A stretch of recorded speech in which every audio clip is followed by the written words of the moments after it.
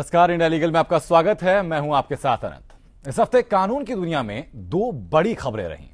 विधि आयोग ने समान नागरिक संहिता यानी यूनिफॉर्म सिविल कोड के लिए बहस शुरू कर दी।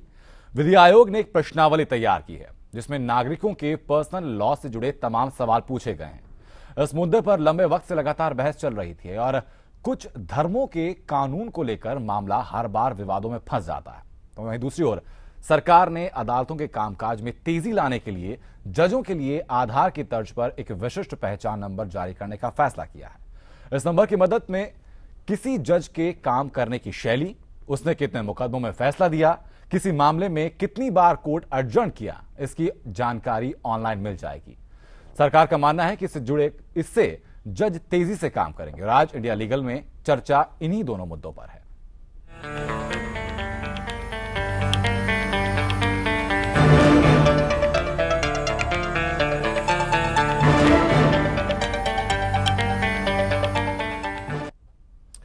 पहले बात करते हैं यूनिफॉर्म सिविल कोड की। देश में समान नागरिक संहिता के मुद्दे पर बहस फिर शुरू हो गई है। विधि आयोग ने इस बारे में एक प्रश्नावली तैयार की और जनता से राय मांगी है।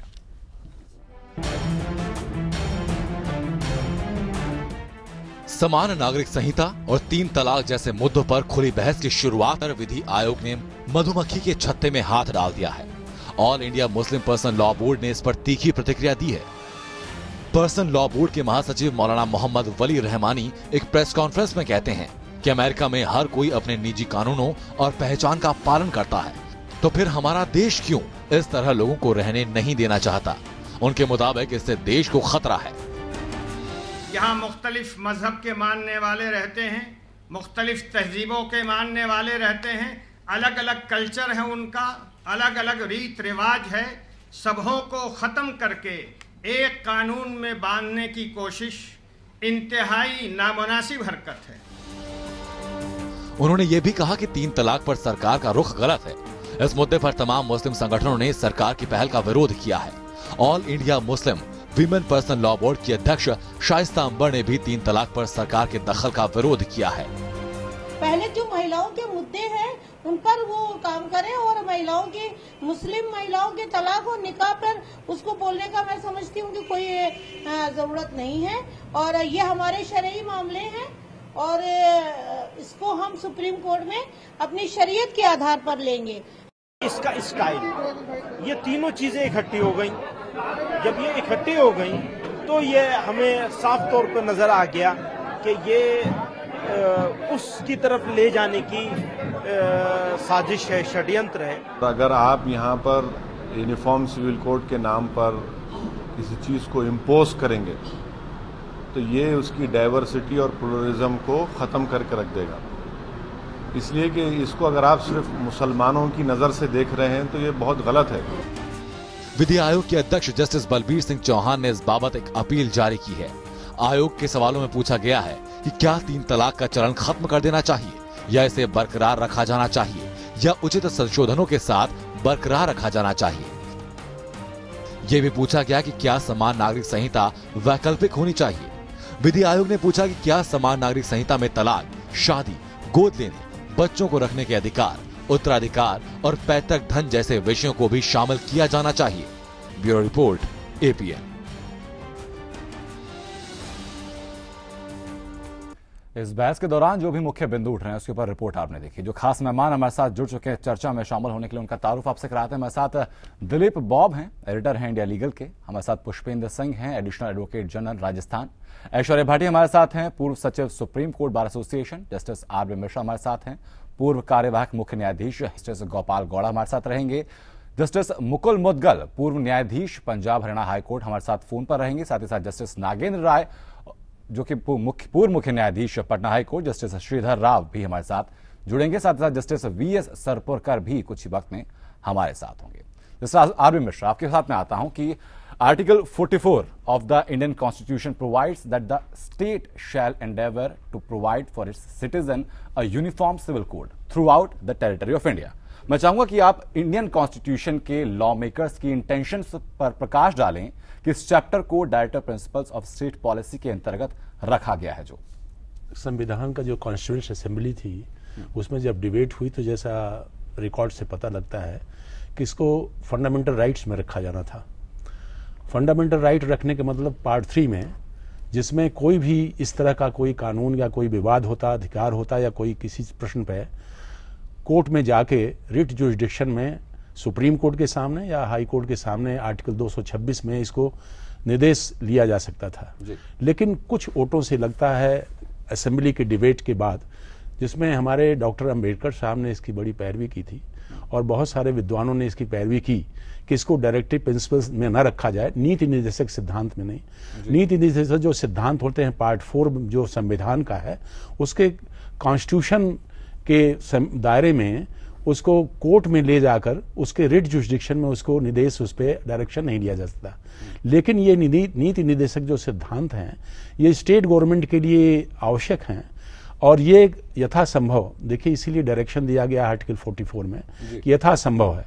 और ये जो संविधान के जो विचारक थे, उसके मेंबर्स थे, उनका ये उम्मीद थी कि हम जहां किसी तरह का भेदभाव, लिंग भेद, रंग भेद, जाति भेद, धर्म भेद या किसी तरह का मनुष्यों और महिलाओं में कोई भेद नहीं करना चाहते, उसी तरह हम चाहेंगे कानून के निगाहों में आर्टिकल 14 के दृष्टि से, आर्टिकल 15 के दृष्टि से या किसी तरह चाहे पूजा और पद्धति की दृष्टि से, धर्म की दृष्टि से आर्टिकल 25 की दृष्टि से सब में समानता हो।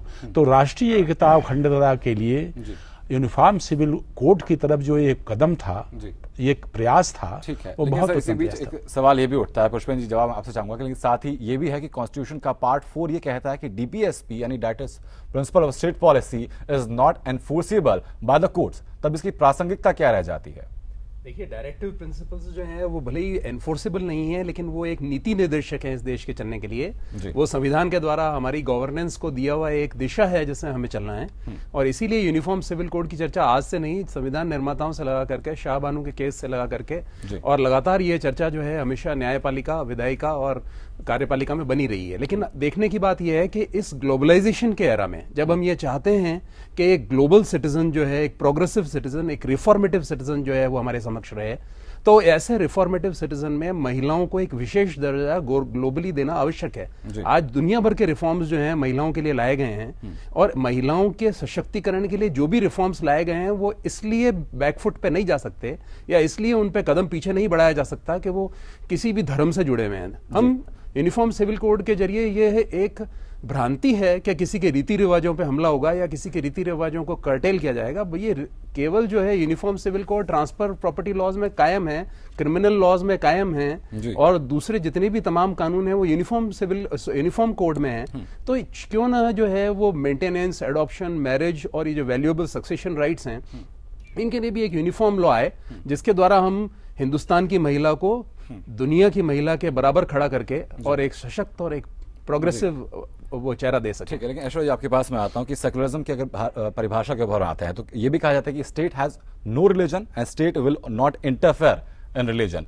तो अगर ऐसी बात आती है तो जो हमारे रिलीजियस जो रिचुअल्स रहते हैं अगर उसमें यूनिफॉर्म सिविल कोड ओवरकम करने की कोशिश करता है तो क्या विरोधाभास यहाँ पर नहीं आ जाएगा? बिल्कुल भी नहीं है अनंत जी, क्योंकि ये तो जो कुछ रिलीजियस गुरुज हैं वो अपना प्रोपोगेंडा को उसको और बढ़ावा देने के लिए ये बताते हैं कि यूनिफॉर्म सिविल कोड आया तो रिलीजन के ऊपर किसी भी तरह का खतरा होगा। रिलीजन के जो राइट्स हैं वो कॉन्स्टिट्यूशन में पार्ट 3 में फंडामेंटल राइट्स में बहुत क्लियरली डिफाइंड है। आर्टिकल 25 से आर्टिकल 28 तक जो राइट्स हैं वो पूरी तरह सिक्योर हैं, उनको कहीं भी टच नहीं हो रहा है। पर मैं दो चीजें एक साथ में ऐड करना चाहूंगी। एक तो जो हिस्टोरिक पर्सपेक्टिव है, देखिए कोई चीज किसी जन्मजात बच्चे के लिए अच्छी नहीं हो इसलिए वो फंडामेंटल राइट्स में नहीं डाली गई। उस समय जब हमारा देश एक डेमोक्रेटिक रिपब्लिक देश बना था उस समय इतने सारे प्रिंसली स्टेट्स बन के कंबाइन होके एक डेमोक्रेसी बन रही थी। उस टाइम जो संविधान निर्माताओं को लगा कि अभी नहीं अच्छा है लेकिन होना चाहिए तो इसलिए वो डायरेक्टिव प्रिंसिपल्स में आया। दूसरी बात जो अभी पुष्पेंद्र जी ने बात कही कि ऑलरेडी जो बाकी सिविल लॉज हैं वो देखिए, एक तो क्रिमिनल कोड हमारा कॉमन है, आपका और मेरा कोई भी रिलीजन हो अगर आप और मैं क्राइम करते हैं तो आपका और मेरा एक ही तरह का ट्रायल होगा और एक ही तरह का सेंटेंस होगा। नॉट ओनली दैट, ये यूनिफॉर्म सिविल कोड मेरा ऐसा मानना है कि अपने आप में एक भ्रांति वाला एक एक्सप्रेशन है, क्योंकि आज अगर हमें प्रॉपर्टी से डील करना हो, काम से डील करना हो, कंपनी बनानी हो, ट्रांसफर ऑफ प्रॉपर्टी हो, कोई भी आर्बिट्रेशन हो, किसी भी तरह के और सिविल कानून हैं, हम इस टाइम में जी रहे हैं कि हमारा मतलब one country one tax, GST. जब वन कंट्री वन टैक्स हो सकता है और हमारे बाकी सारे सिविल रिलेशंस जो हैं, तब कभी कानून बीच में नहीं आता। क्यों? तब आपकी पर्सनल लॉज के हिसाब से कोई अड़खंजा नहीं होता कि पर्सनल लॉज वायलेट हो रहे हैं। शरिया के लॉ के हिसाब से तो जब कोई मतलब एन आई फॉर एन आई वाला कानून है शरिया लॉ, अगर थेफ्ट कोई इंसान करता है तो उसके हाथ काट देने चाहिए। तो अगर उसके हाथ नहीं कट रहे हैं तो एक तरह से उसके पर्सनल लॉ का वायलेशन हो रहा है। तो जब वो पर्सनल लॉ का वायलेशन आप वहां सहन कर रहे हैं, तो यहाँ पे आप इतनी से बड़ी बातें क्यों कर रहे हैं? 3 ही इश्यूज हैं जहां पे यूनिफॉर्म पर्सनल कोड अभी नहीं हुआ है। वो हुआ है मैरिज, वो है मैरिज से रिलेटेड जो इश्यूज है, मैरिज, मेंटेनेंस, डिवोर्स, दूसरा है अडॉप्शन और तीसरा है सक्सेशन। और मेरा ऐसा स्ट्रांगली ऐसा मानना है, मैंने जो इतने सालों की मेरी वकालत और जो सोशल पर्सपेक्टिव मैंने ये देखा है कि यूनिफॉर्म सिविल कोड का जो ऑपोजिशन है ये महिलाओं के ऑपरेशन का एक टूल बन के रह गया है। दिलीप सर, आपके पास मैं आऊंगा कि इस पर क्या कुछ और इनिशिएटिव की जरूरत भी हमको पड़ेगी? You know, the problem with this, it's on paper, it's very desirable. In a secular country, a republic, uniform civil code is necessary. Like he said, it's gender equality is again another factor. In problem being in this country, it's always been governed by electoral politics, by the fact that your one particular community is going to be affected by this the most. The Shah Banu case, it was seen as being, catering to electoral politics. Even in the Constituent Assembly in the beginning, when they were framing this, they could not do it because they had to compromise. It was too soon after partition, so there was, they felt that Muslims would feel, already traumatized. Now again, it's come up because of triple talaq issue, and some women have said that this is unfair to, but this clash between communal politics, electoral politics, and the necessary need for a uniform civil code is always going to have a problem. ठीक है, justice Gowda, आपके पास मैं आना चाहूंगा कि संविधान के अनुच्छेद 44 में यूनिफॉर्म सिविल कोड की बात कही गई है, इस पर बहस भी शुरू हुई है। क्या आपको लगता है कि इस पर कुछ और पहल भी होनी चाहिए? It has to be debated because India is a multi-religion country. It is protected. All religions are protected. It's in the Part 3, 25. But Article 44 in the Directive Principle State Policy contemplates there must be a common civil code. See, all these personal law people, with regard to the maintenance, Section 125 is applicable. Section 125 for claiming maintenance by a wife or minor children, aged parents, irrespective of the religion, Criminal Procedure Code 125, when you want to claim maintenance against a wife against the husband, the parents against the son, major son who is and minor children against the parents, it is maintainable. ठीक है sir, मैं वापस आपके पास लौटूंगा। पुष्पेंद्र जी, आपके पास मैं आता हूं कि जो मौजूदा रीति रिवाज हैं उसमें पर्सनल लॉ के कानूनों को क्या संहिताबद्ध करने का फायदा होगा? मैं आपको एक एग्जांपल देना चाहूंगा आनंद जी कि राजस्थान हाई कोर्ट में ऑनरेबल जस्टिस गोविंद माथुर ने एक बहुत अच्छा फैसला दिया। उसमें उन्होंने कहा कि वाटर पॉल्यूशन मिटाने के लिए ताजिए भी रोके जाए, दुर्गा पूजा का विसर्जन भी रोका जाए, ताजिए का विसर्जन भी रोका जाए और गणेश जी का विसर्जन भी रोका जाए और सभी तरह के धर्मों के विसर्जनों को रोका जाए। उसको राजस्थान के अंदर रोकने के लिए एक रिमार्केबल जजमेंट दिया, पर हर धर्म के लिए वो यूनिफॉर्म था, तो मुझे लगता है कि उससे ज्यादा उसकी एक्सेप्टेबिलिटी बढ़ी। तो आज जिस प्रोग्रेसिव टाइम्स के अंदर हम रह रहे हैं, आपका सवाल बहुत तार्किक और प्रासंगिक हो जाता है, जबकि हम जो है वो बहुत आसानी से अगर ऐसा यूनिफॉर्म सिविल कोड लाते हैं तो हम किसी को हम ये नहीं तय करेंगे कि वो शादी किस तरह से करे या वो फेरे किस तरह से ले, कि जो अधिकार शादी से उत्पन्न हो रहे हैं, बच्चों के जो अधिकार हैं, जो पत्नी के जो अधिकार हैं, माता पिता के जो अधिकार हैं, वो सब अधिकार सुरक्षित रहें। एक संस्था के रूप में हम विवाह को ज्यादा संस्थागत, प्रोग्रेसिव और आज के जमाने से जोड़ करके देख सकें। ऐसा यूनिफॉर्म सिविल कोड जो है वो पूरे समाज के लिए भी अच्छा होगा, देश के लिए अच्छा होगा और हमारे नागरिकों के लिए, खास करके महिला नागरिकों के लिए बहुत अच्छा होगा। लेकिन सर, अगर यूनिफॉर्म सिविल कोड लागू होता है तो क्या एक अल्टीमेट एक इंडिकेशन ये नहीं जाएगा कि रिलीजियस प्रैक्टिसेस को गवर्न करने की कोशिश कर रहा है? क्योंकि आप देखिए कि एक धर्म आपको, मसला एक उदाहरण हम ले सकते हैं कि एक धर्म आपको एक से ज्यादा शादी करने की इजाजत देता है, लेकिन वहीं दूसरा धर्म में इसको बायगमी कहा जाता है, गलत कहा जाता है, IPC 494 में सजा का प्रावधान है। तो बैलेंस फिर कैसे किया जाएगा इन चीजों? यहाँ मैं आनंद जी थोड़ी सी बात आपकी और स्पेसिफाई करना चाहूंगा कि हिंदू धर्म ये नहीं कहता कि जो है multi polygamy results into bigamy. Hindu धर्म तो बल्कि उल्टा पॉलीगमी जो है उसके साथ 1955 से पहले जो है हमारे यहाँ हिंदू धर्म के अंदर मल्टीपल मैरिजेस परमिसेबल थी, एक से ज्यादा शादियां अलाउड थी। लेकिन एक कोडिफाइड लॉ आया तो वो एक प्रोग्रेसिव लॉ था, और उस धर्म ने उस प्रोग्रेसिवनेस को अडॉप्ट करते हुए जो है इसको एक पॉलीगमी को एक नेगेटिव प्रैक्टिस मानते हुए उससे हटने का प्रयास किया। ऐसा प्रयास यदि अगर उस दूसरे धर्म के लोग भी तैयार हों तो उनकी रजामंदी से उनको इस बात को समझाइश करते हुए कि वर्ल्ड ओवर क्या लॉज हैं, इंटरनेशनल लॉज क्या हैं, उन सबको समझाते हुए उनको अगर इस उसमें लाया जाए तो इससे उनके धर्म को मानने वाली जो महिलाएं हैं उनका शोषण रुक सकेगा। उनके धर्म को मानने, आप याद करिए शाहबानू के अंदर 40 साल से शाहबानू जो है उस शादी के अंदर थी, 40 साल से वो अपनी पत्नी की सेवा कर रही थी, और उसने सुप्रीम कोर्ट में इस बात का तर्क दिया कि मैंने 40 साल से आज तक कोई ऐसा काम नहीं किया जो है एक पत्नी धर्म के खिलाफ हो, लेकिन फिर भी मुझे सिर्फ 3 शब्द कह करके और एक तरफा तलाक दे दिया गया। तो मेरी गलती बताइए।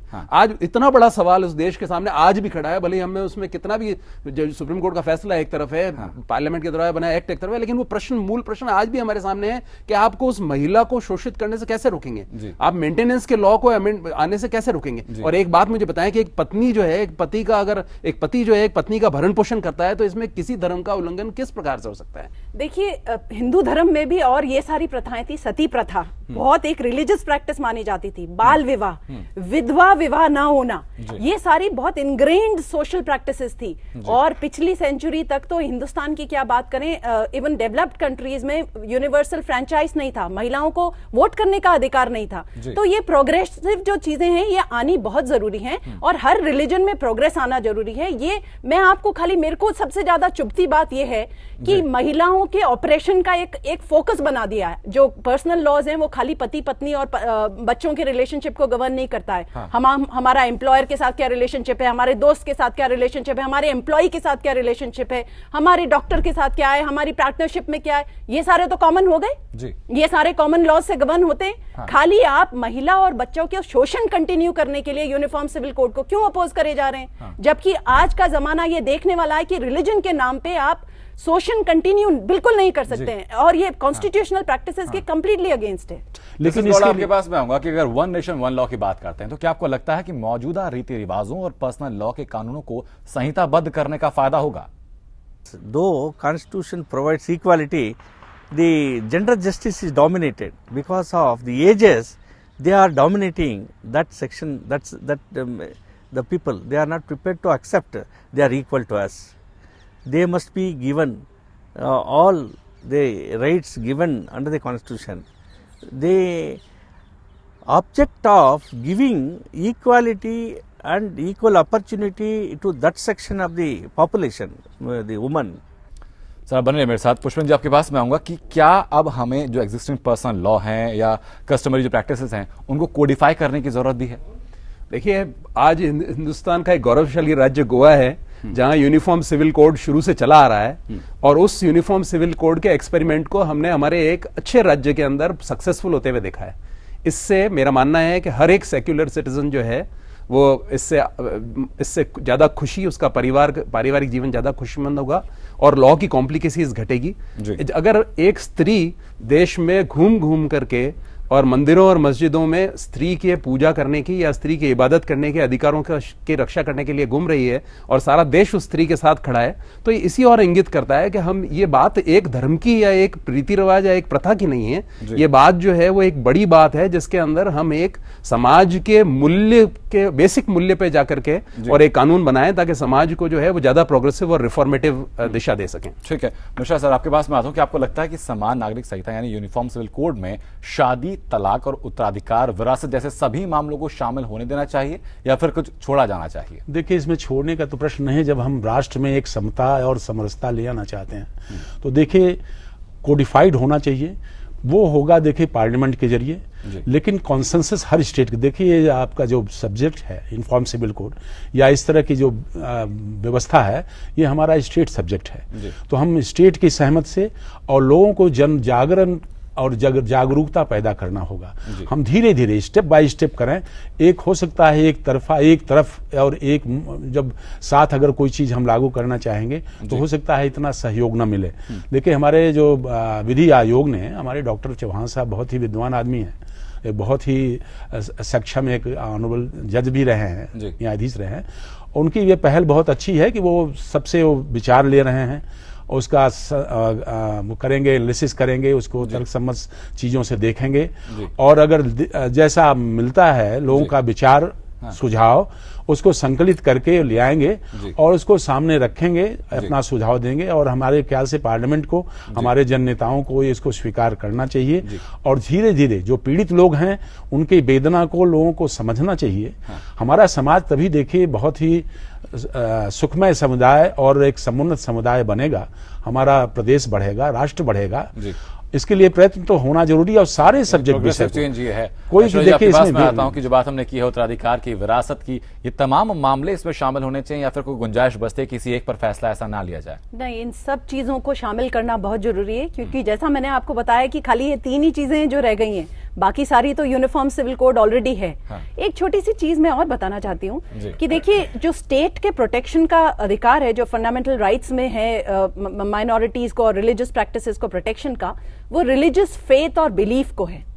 रिलीजियस प्रैक्टिस एक अलग चीज है, फेथ और बिलीफ का प्रोटेक्शन होना एक अलग चीज है और प्रैक्टिस का प्रोटेक्शन होना एक अलग चीज है। एक चीज आप सुन के हंसेंगे, All India Muslim Personal Law Board ने जो एफिडेविट फाइल किया अभी सायरा बानो के केस में, जहां ट्रिपल तलाक वापस कानून के कटघरे में आके खड़ा हो गया है कि ये अब यूनिफॉर्म सिविल कोड की बात नहीं हो रही है, वहां women's right to live with equality, with dignity which is enshrined under Article 21 and Article 14, इस पे बात हो रही है। वहां पे all India Muslim Personal Law Board ने अपने एफिडेविट में ये कहा है कि अनडिजायरेबल प्रैक्टिसेस हैं, अनडिजायरेबल मुस्लिम लॉ पर्सनल लॉ बोर्ड खुद कह रहा है कि अनडिजायरेबल रिलीजियस प्रैक्टिसेस हैं और एक्सेप्शनल होनी चाहिए थी। देखिए कितनी तरह ये एक्सपोज हो गए हैं कि वर्ल्ड के जो एक्सक्लूसिवली शरिया लॉ फॉलो करने वाले कंट्रीज हैं वहां पे भी इतना ऑपरेशन नहीं है। तो जो कंट्रीज एक्सेप्शनली और एक्सक्लूसिवली शरिया लॉज को फॉलो करते हैं वहां पे भी मुस्लिम महिलाओं को जब बेटर अधिकार है, जब उनसे आप शादी के टाइम कबूल है बुलवाते हो तो तलाक के टाइम कबूल है क्यों नहीं बुलवाते हो आप? और ये खुला का जो भी कंसेप्ट है कि खुला तलाक देने का अधिकार है, खुला का भी राइट खाली हस्बैंड दे सकता है और ये नहीं कि खाली पत्नी को दे सकता है, चाहे जिसको दे सकता है। एक महिला और एक बच्चे को समाज में शादी में प्रोटेक्शन की जरूरत अभी भी है और उनको प्रोटेक्शन देने से दूर आप उनको अगर शोषित करने में अगर स्टेट का रोल कंटिन्यू रहा, अगर हमारे कानूनों का रोल कंटिन्यू रहा, तो इससे बड़ा मिसफॉर्च्यून नहीं हो सकता कि हमारे देश की 50% पॉपुलेशन जो महिलाएं हैं अपना फुल पोटेंशियल रियलाइज करने के लिए अगर असमर्थ बनी रहे। दिलीप साहब, आपकी राय में चाहूंगा इसी मसले पर। Well, you know, nobody can argue against gender equality, but the truth is we live in a male-dominated world, so it's not so easy to dismiss, these factors. And secondly, as the Chief Justice who headed the 3-bench, he also made it very clear that this is a very sensitive issue, right? And therefore, it's for Parliament to decide. And Parliament again will have problem in formulating this kind of a civil code that we are talking about. The ideal. That is why it is important that women like me ask questions. That is why it is important that women ask those questions. Because it is not, ये भ्रांतियां फैलाई जा रही है sir, भ्रांतियां ये फैलाई जा रही है कि रिलीजियस प्रैक्टिसेस या रिलीजियस जो बिलीफ्स हैं उसके ऊपर किसी तरह का अटैक है। इस पे किसी तरह का अटैक नहीं है। आर्टिकल 25 से 28 फंडामेंटल राइट्स में रिलीजियस प्रैक्टिसेस को कंफर्म करते हैं, उस पे किसी भी तरह का कोई नहीं है। ये आप देखिए, मैं एक एग्जाम्पल के रूप में आपको समझाती हूँ। ये ऐसा नहीं है कि हर एक जने की शादी एक ही तरह से होगी अगर यूनिफॉर्म सिविल कोड आ गया। हिंदू अभी भी सप्तपदी से शादी करेंगे, मुसलमान अभी भी उनकी जो रीति रिवाज है उसके हिसाब से करेंगे, पारसी अपने रीति रिवाज के हिसाब से करेंगे। बात इसकी नहीं है कि आप कैसे करेंगे, लेकिन एक जो राइट की बात है कि आपको जो राइट्स हैं मैट्रिमोनी में, वो राइट्स, और इसीलिए मैं एक्सपोज करना चाहती हूँ। मुझे इसलिए स्ट्रांगली ऐसा लगता है कि रिलीजियस गुरुज जो हैं वो इनको भ्रांतियां फैला रहे हैं। वो ये क्लैरिफाई नहीं कर रहे हैं कि ये महिलाओं को इक्वल राइट्स देगा इसलिए हम इसको हटा रहे हैं। उनका इंटरेस्ट है कि महिलाएं दबी रहें, महिलाएं कंटिन्यू जैसे ऑप्रेस्ड हैं वैसी की वैसी रहें और अपने राइट्स की डिमांड नहीं करें। ठीक है, ऐसे कौन से मेजर्स हम लोग को लेने चाहिए जो कि सोसाइटी को सेंसिटाइज कर सके towards towards common code of personal law? ये सबसे ज्यादा इंपॉर्टेंट तो इस इशू पे डिबेट करना है। इस इशू में ये एक अवेयरनेस पैदा करने की जरूरत है कि ये आपने खाली 3 हेड्स छोड़ दिए हैं, बाकी आपके सिविल लॉज हमारे आपके सबके सिविल लॉज बिल्कुल कॉमन है, क्रिमिनल लॉज हमारे बिल्कुल कॉमन है, और किसी भी तरह से रिलीजन पे कोई खतरा नहीं है, रिलीजियस प्रैक्टिसेस पे किसी तरह का असॉल्ट नहीं है। India continues to be a secular country with fundamental rights of protection of religious minorities and religious protections will continue. और खाली ये इशू, इसको आप अगर महिलाओं के अधिकार के नजरिए से देखेंगे तब आप समझ पाएंगे कि ये महिलाओं के अधिकार के लिए बहुत ही जरूरी है कि महिलाओं को इक्वल अधिकार मिले शादी में और सक्सेशन में और अडॉप्शन में। ठीक है दिलीप सर, आपके हिसाब से सोसाइटी को सेंसिटाइज करने के लिए क्या क्या मेजर्स होने चाहिए, क्या क्या पहल हम लोगों को और करनी होगी? I think there is been some suggestions that there should be a national debate on this issue, and it should be taken step by step rather than rushing into this too soon and too fast without proper discussion and debate. So I think it's a issue which requires much more deliberation. Sir, 70 years of independent existence as a country, and you still think we are rushing into it? ठीक है Pushpendra sir, आपका मैं चाहूंगा राय इस मामले में। देखिए, एक बहुत फाइन जजमेंट जो है आनंद साहब, वो जो है फतवा के संबंध में माननीय उच्चतम न्यायालय के द्वारा दिया गया कि रिलीजन कहां तक आना चाहिए और उस लेडी के प्रोटेक्शन को कहां तक जरूरी है। और फाइनली सुप्रीम कोर्ट ने कहा कि दैट फतवा is illegal because it is crossing, वो जो बाउंड्री लाइन है उस बाउंड्री लाइन को क्रॉस करके वो फतवा जो है उस महिला के शोषण में के एरिया में एंटर हो रहा है। इसी तरह से अगर आप खाप पंचायतों को देखें तो खाप पंचायतों के द्वारा पारित किए गए कई सारे निर्णयों पे सुप्रीम कोर्ट ने सवाल खड़ा कर दिया, ये कहते हुए कि खाप पंचायत को अपनी पर्सनल चीजें गवर्न करने का अधिकार है, लेकिन कहीं भी यदि अगर कानून के या किसी के महिला के प्रोटेक्शन है या किसी नव जो दंपति हैं, नए शादीशुदा या इंटर रिलीजन कास्ट या किसी भी संबंध में कोई कंट्रोवर्सी है जहां के एक व्यक्ति का जो कानूनी अधिकार है, यदि अगर उस पे यदि अगर कोई प्रश्न चिन्ह आएगा तो सुप्रीम कोर्ट उसमें इंटरफेयर करेगा। यदि अगर हम ढंग से अगर सबको एजुकेट करके, और एक इसमें आज लॉ कमीशन वर्क कर रहा है और जजमेंट्स भी कई सारे हैं, और आप जैसे मीडिया हाउसेस इसको बहुत अच्छी तरीके से इस मुद्दे को उठा रहे हैं, मुझे पूर्ण विश्वास है कि हमें एक सिटीजन का जो है कॉन्फिडेंस फटाफट गेन करके और इस कानून को लाना चाहिए, ताकि इस कानून से जो है वो समाज के अंदर जो एक समरसता की आवश्यकता है और जो महिला के और बच्चों के जो सशक्तिकरण की आवश्यकता है वो किसी भी धर्म के बाउंड्री के अंदर बंद के न रह जाए, बल्कि उससे बाहर निकल करके हम एक ग्लोबल सिटीजन बना सकते हैं। आपके पास मांगूंगा कि जो मौजूदा सामाजिक परिस्थितियां, ऐसी परिस्थितियों में सामाजिक रूप से क्या बदलाव हम करें कि विरोधाभास कम हो और बाद में खत्म हो? एक जन जागरण होना चाहिए और लोगों को ये आभास कराना चाहिए कि देखिए, आध्यात्म और धर्म दोनों विभिन्न चीजें हैं। आध्यात्म देखो साधना उपासना की चीज है और धर्म एक पद्धति है, धारण करने योग्य चीजें हैं, और आस्था विश्वास इसी बात का जो संरक्षण कर रहा है आपका संविधान। हमको ये देखिए, एजुकेशनल कैरिकुलम में बच्चों के बीच, परिवार के बीच वहां जन जागरण करना होगा, एक अभियान चलाना होगा, और इसके बाद राज्य स्तर पर इसका डिबेट करवाना होगा, केंद्र स्तर पर डिबेट कराना होगा, लीगल लिटरेसी जो आपके लीगल है वो उनकी अवेयरनेस कराना होगा। महिला समुदाय के जो मुस्लिम समुदाय के लोग हैं, 100% हमारे ख्याल से कोई नहीं कहेगा कि मुझे बराबरी का हक नहीं मिलना चाहिए, मेरे साथ विभेद होना चाहिए। और सबसे ज्यादा शिक्षण संस्थान में आप बच्चों के अंदर आज अगर आप करिए तो एक 10 बरस बाद यानी एक डिकेड के बाद उसका असर नजर आएगा। तो धीरे धीरे स्टेप बाद जन जागरण कर देंगे तो आपको कठिनाई नहीं आएगी, स्वीकारता इसकी बहुत ज्यादा हो जाएगी, और पार्लियामेंट में हमारे जन नेता जो हैं वो उनको कन्विंस करें, जाके अपने क्षेत्रों में बताएं। इससे देखिए, हम समाज एक सुसंगठित होता है, उनमें भेद खत्म होता है, हम एकीकरण होते हैं और एक दूसरे का सम्मान करते हैं, तो हमारी ख्याल से हमारे लेजिस्लेशन करने में आसानी तब ज्यादा आसान। ठीक है सर, एक ब्रेक यहाँ पर रुकते हैं, तो ब्रेक के लिए हम रुकते हैं यहाँ पे। ब्रेक के बाद हम जल्द वापस लौटते हैं और हम रुख करेंगे अपने अगले मुद्दे की ओर।